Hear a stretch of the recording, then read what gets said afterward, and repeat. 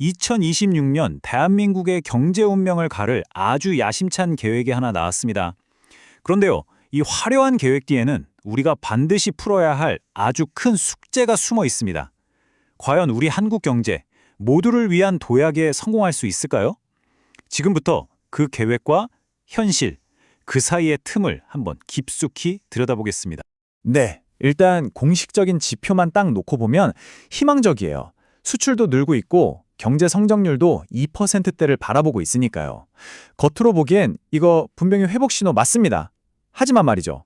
바로 여기서 가장 중요한 질문이 나옵니다. 이 좋은 숫자들, 이 긍정적인 지표들이 과연 우리 한 사람 한 사람의 삶에 진짜 변화를 가져다 줄 수 있을까 하는 거죠. 이 문제를 설명하는 핵심 단어가 바로 이 K자형 성장입니다. 알파벳 K 모양을 한번 떠올려 보세요. 한쪽은 위로 쭉 뻗어 올라가는데 다른 한쪽은 아래로 푹 꺼지잖아요. 경제가 꼭 그런 모양이라는 겁니다. 잘 나가는 쪽은 더 잘 나가고 힘든 쪽은 더 힘들어지는 극심한 양극화. 이게 바로 지금 우리 경제가 마주한 가장 큰 도전입니다. 이 문제가 얼마나 심각한지는 대통령의 발언에서도 그대로 드러납니다. 아니, 지표는 좋다는데 왜 내 살림살이는 그대로지? 하는 이 질문, 이 물음을 정부도 알고 있다는 뜻이거든요. 한마디로 과거에 성공했던 방식으로는 더 이상 안 된다는 위기감을 인정한 셈이죠. 자, 그렇다면 정부는 이 심각한 경제 양극화를 해결하기 위해서 어떤 그림을 그리고 있을까요? 첫 번째 섹션에서는 바로 그 대도약 추진 계획이라는 걸 한번 살펴보겠습니다. 정부 전략은 크게 4가지 기둥으로 되어 있습니다. 우선 첫 번째, 당장 힘든 민생 경제부터 챙기고요. 두 번째, 그렇게 생긴 힘으로 혁신을 일으켜서 경제 파이 자체를 키우겠다는 겁니다. 그리고 세 번째가 중요한데 그렇게 커진 파이가 모두에게 골고루 돌아가게 만들고 마지막으로 이 모든 게 잘 굴러갈 수 있도록 시스템을 아주 튼튼하게 만들겠다. 바로 이런 구상입니다. 와, 이 슬라이드에 나온 비유가 정말 재밌는데요. 경제부총리가 지금 우리 상황을 이겨내려면 탈출 속도가 필요하다고 했어요. 초속 11.2km. 이게 지구가 끌어당기는 힘을 뿌리치고 우주로 날아가기 위해 필요한 최소한의 속도거든요. 그러니까 어지간한 정책 속도로는 지금의 위기라는 중력을 벗어날 수 없다. 아주 강력한 의지가 담긴 표현이라고 할 수 있겠죠. 좋습니다. 이제 이런 거시적인 계획에서 한 발짝 물러나서 실제 산업 현장에서 발로 뛰고 있는 우리 기업인들은 과연 어떤 어려움을 겪고 있는지 그 생생한 목소리를 한번 들어보겠습니다. AI 반도체 분야의 현실을 보면요. 이건 그야말로 다윗과 골리앗의 싸움입니다.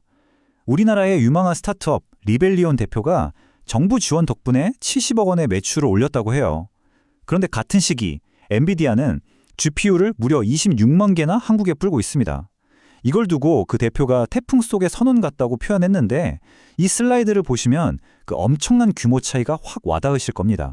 분야는 저마다 달라도요. 현장에서 나오는 목소리는 놀라울 정도로 비슷합니다. 기술 개발에 성공했는데 정작 대량 생산까지 버틸 돈이 없어서 주저앉는 죽음의 계곡. 해외에 팔고 싶은데 국내에서 먼저 사준 실적이 없어서 막히는 현실. 세상은 이렇게 빨리 변하는데 규제는 아직도 옛날에 머물러 있는 문제. 그리고 게임 하나 만드는데 개발자 수천 명을 투입하는 거대 기업들과의 경쟁까지. 혁신으로 가는 길목마다 이렇게 거대한 벽들이 가로막고 있는 거죠. 자, 다음은 우리나라의 또 다른 핵심 성장 동력이죠. K컬처 분야로 한번 넘어가 보겠습니다. 전 세계적으로 정말 인기가 대단한데 이걸 아직 경제적인 성과로 충분히 연결시키지는 못하고 있다는 과제가 남아 있습니다. 이 그래프가 우리가 처한 현실을 아주 명확하게 보여주는데요. 작년에 일본을 찾은 관광객이 거의 4천만 명이었어요. 그런데 우리는 1,700만 명에 그쳤습니다.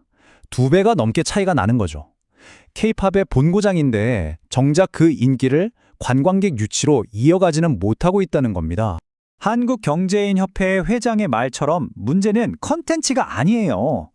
BTS가 해외 나가면 5만 명 넘게 모이는 공연을 하는데 정작 우리나라에는 그 정도 규모를 수용할 전문 공연장이 마땅치 않은 게 현실입니다.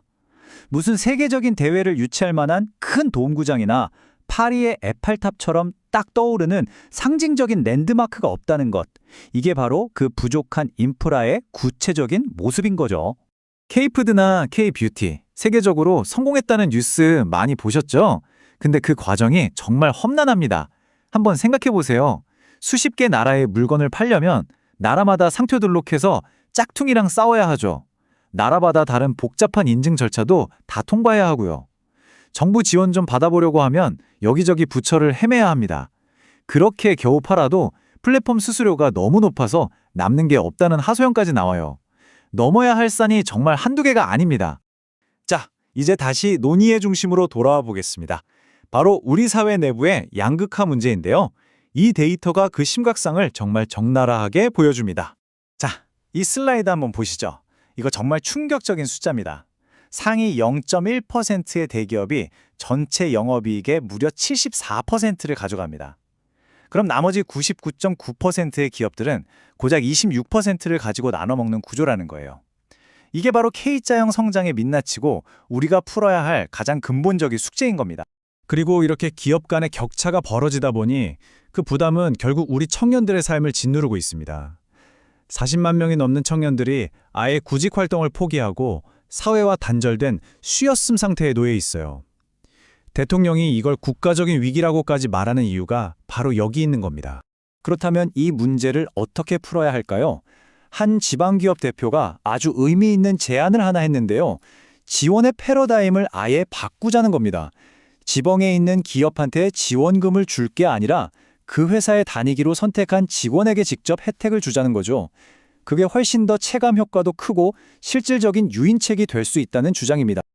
그리고 이 학생의 목소리는 지금 청년 세대가 느끼는 경제 현실을 정말 날카롭게 보여줍니다. 제 친구들은 다 미국 주식에 투자해요. 이 한마디에 정말 많은 게 담겨 있지 않나요? 이 나라의 미래를 이끌어갈 세대의 자본이 왜 우리 시장을 외면하고 해외로 빠져나가는지 우리 모두가 정말 깊이 고민해봐야 할 지점입니다. 네. 우리는 탈출 속도로 도약하려는 정부의 원대한 계획과 태풍 속의 선언 같다는 현장의 절박한 목소리를 모두 들어봤습니다. 그렇다면 이제 마지막 질문이 남습니다. 대한민국 경제 대도약. 이 원대한 목표가 과연 K자 모양으로 갈라진 두 개의 대한민국을 하나로 합칠 수 있을까요? 정부의 계획이 그냥 구호로만 그치지 않고 현장의 눈물을 닦아주고 모든 국민이 그 성장을 피부로 느끼는 미래로 이어질 수 있을지 그 답은 어쩌면 바로 지금 우리의 선택과 실행에 달려 있을 겁니다.